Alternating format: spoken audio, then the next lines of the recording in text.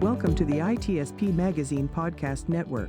You are about to listen to the Soulful CXO podcast with Dr. Rebecca Wynn. These conversations focus on the intersection of technology, business, and humanity, exploring how these three areas impact each other. Dr. Wynn interviews guests, including business leaders, entrepreneurs, and experts in various fields, to share insights and experiences on cybersecurity, risk management, and leadership. The podcast aims to provide a fresh perspective on how technology can be leveraged to create positive change in the world. Now sit back, relax, and enjoy the show.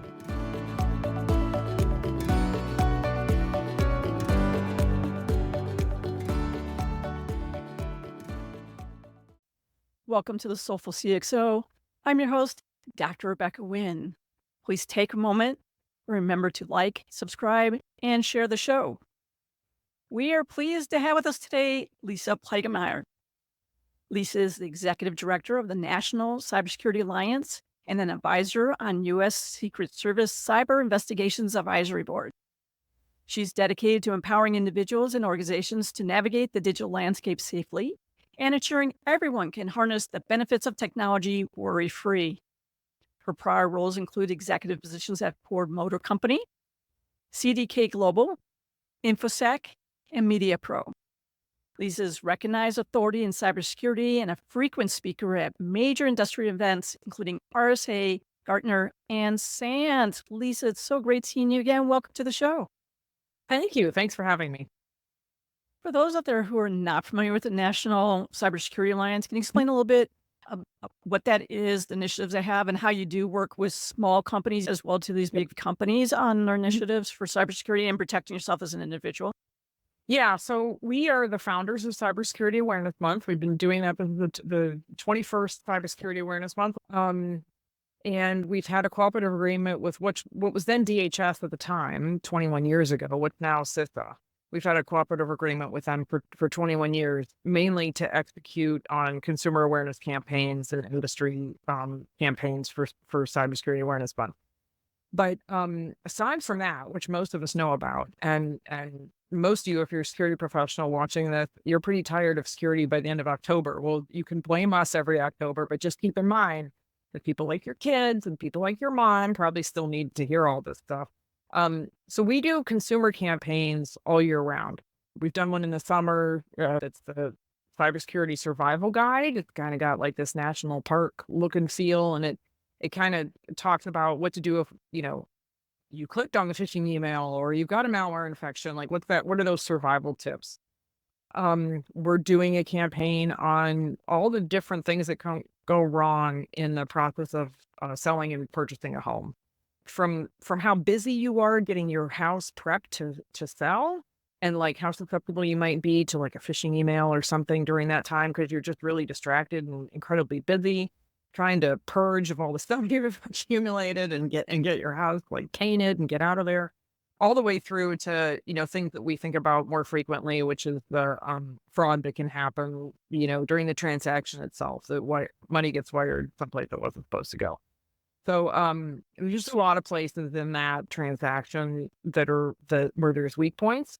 So we've got consumer tips about that. We talk about safe holiday shopping at the holidays. We talk about usually romance scams and safe use of dating apps around Valentine's Day. Pick any kind of topic, whether you're giving your kids their first phone or you don't know how to use the parental control apps on devices and apps. Any topic you can think of that has to do with your average human interacting with technology. And really a lot of it is the same sort of 4 core behaviors that we preach, phishing and all kinds of social engineering, using MFA, having better password habits, which probably means using a password manager, and then just keeping everything up to date and patched. It's not so much about the advice being different for different demographics. It's about customizing the message for people from different walks of life and different age groups and employed, not employed, students, retirees, whatever it is. It's how you package that advice that makes it engaging for them. And then we have some industry events that we run as well that are for executives. And, a lot of CISOs. We have an event in the market site every year for Cybersecurity Awareness Month, and we have a lunch at RSA every year, things like that. But our main focus is educating the people who need it most, like my mom and my kids. That's two examples. 20-somethings and 80-somethings I feel like I spend a lot of my time keeping them out of trouble. A lot of it. And those resources are free. I'll make sure that we put that all in the Absolutely. descriptions for everybody. Right. And we have campaign kits. So if you don't have a dedicated training and awareness manager, or you do, but you only have one and you have a lot that person is trying to accomplish or what have you, or you don't have resources to do graphics and write copy, we have campaign kits. You can download the whole kit. You can customize it, do whatever. There's no trademark or copyright on anything. You can do whatever you want with all of it to make it fit your organization and push it out to your employees. So it just makes it a lot easier to run awareness campaign. I should also mention we have a program to get more HBCU students into cybersecurity careers. We have a small business education program that aims to teach business owners how to manage cybersecurity as a part of their business, as opposed to, like, we don't try to teach them to be technical. We teach them how to know what questions to ask their IT person or their MSP, how to manage that function, because they know what to say to their lawyer. They know how to talk to their accountant. They have no idea how to talk to their IT person. So, so that class is going on, and yeah, a couple other things in the works, a couple other programs. The key point there is budgets are always tight. But here's a free resource by people who are experts in the area to help you. And then if you don't see something that really is pertaining to you, write them so they can go ahead and see how they can help you. Or maybe that's something that's actually other people won't need it as well too. And then they can help get it developed. We look for input all the time. If there's something that you feel like would be really useful, like this year to the Cybersecurity Awareness Month toolkit, we're going to add short how-to videos, like really simple things that people like my mom struggle with. How to enable MFA on Facebook, for example, things like that. We're going to start including more video content in those toolkits. Why do you think after all these years, going ahead and falling for similar type of phishing things constantly? Obviously, we have voice and phishing, and we have AI coming into the picture, which makes it more challenging. Why? Is it just because humans are humans that we keep struggling with it? Why do you think we keep struggling with it? Yeah, I think technology isn't designed to be secure. I mean, I'm a big fan of the secure by design that CISO is pushing. When you think about things like the safety culture in the airline business, right? Like how that evolved over time. There's a guy named John Elliott who gives a really good presentation, probably recorded up there on the internet somewhere, about the evolution of the culture of safety in airline. And you can really see like how we're probably on a parallel path. Or Bob Lord has from Soulful given a presentation on the auto industry and safety. I've done the same thing from a little bit of a different angle because I'm a kid from Detroit. But the parallels between like the evolution of automotive safety and software safety. And I think we're still at the advent of figuring out like how to design things that are a little more foolproof than the way they're designed today. The other thing I'd say is that for those 21 years of Cybersecurity Awareness Month, it's only been the last couple of years that we've decided that the message should be consistent every year, that we should focus on those 4 core behaviors. So when I first joined the National Cybersecurity Alliance, I remember seeing a document. It came from the technical folks at CISO that said, like, here's the things we should be focusing on for October. And it was literally like 20 pages. And any good marketer will tell you, or behavioral scientist, when people can't remember all that, they won't engage with it. It's just overload. But I think we sometimes have a hard time prioritizing insecurity because we're thinking about all of it all the time. But most people aren't,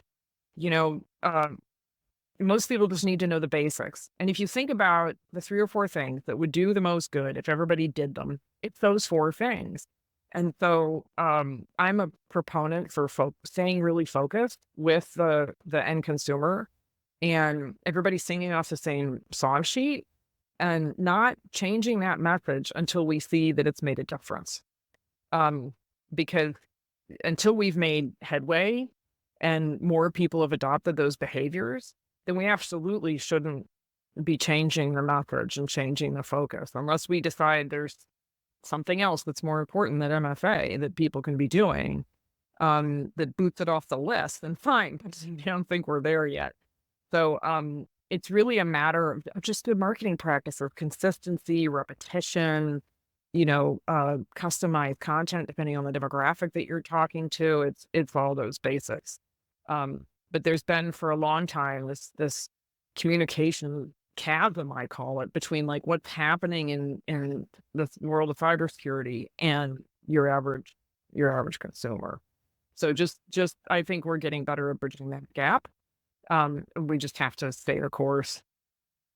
Yeah, I partner quite a bit with risk management if they have a risk management group. When we talked right there about were you paying cyber criminals or things like that, a lot of people, when they bring me in as an advisor, I immediately look at their contracts.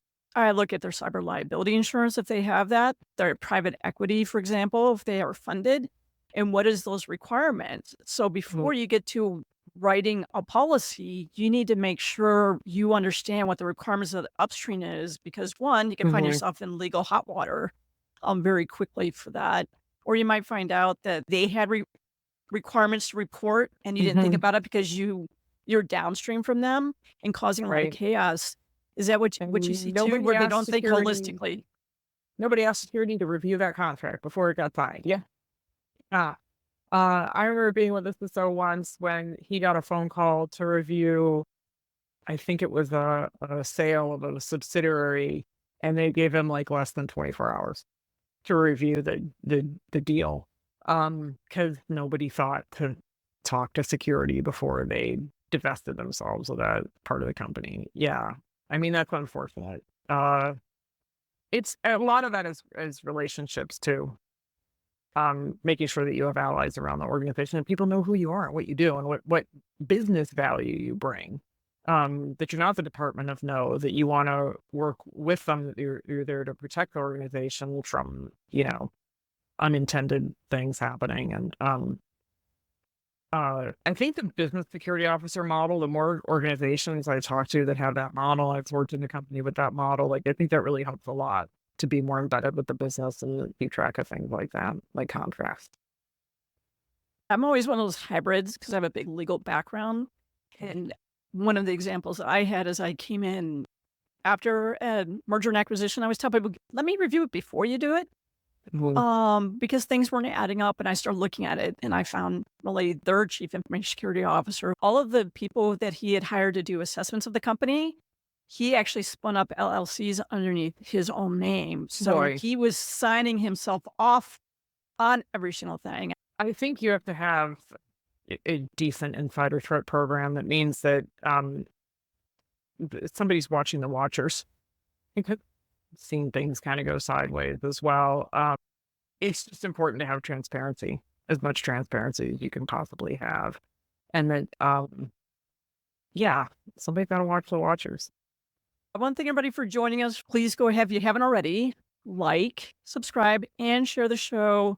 We mentioned several resources that we will get into the description, as well as Lisa's information. Lisa, thank you so much for sharing your wisdom. Learned a lot from you, and you're an inspiration to many of us out there. So keep up the great work. Thank you. Thank you. It was a pleasure.